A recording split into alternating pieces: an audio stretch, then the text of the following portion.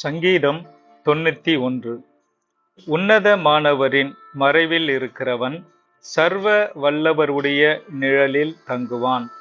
நான் கர்த்தரை நோக்கி, நீர் என் அடைக்கலம், என் கோட்டை, என் தேவன், நான் நம்பி இருக்கிறவர் என்று சொல்லுவேன்.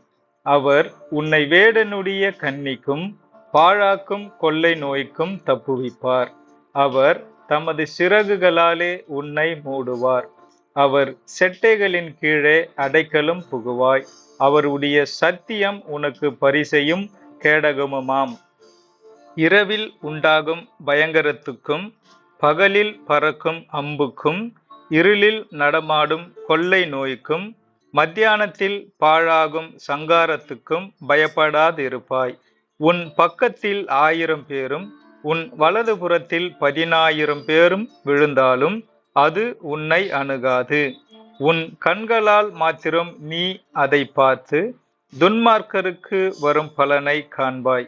எனக்கு அடைக்கலமாயிருக்கிற உன்னதமான கர்த்தரை உனக்கு தாவரமாக கொண்டாய். ஆகையால் பொல்லாப்பு உனக்கு நேரிடாது, வாதை உன் கூடாரத்தை அணுகாது.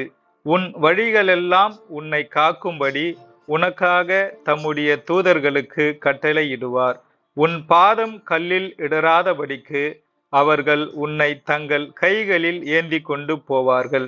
சிங்கத்தின் மேலும் விரியன் பாம்பின் மேலும் நீ நடந்து பாலசிங்கத்தையும் வலு சர்ப்பத்தையும் மிதித்து போடுவாய். அவன் என்னிடத்தில் வாஞ்சையாயிருக்கிறபடியால் அவனை விடுவிப்பேன்.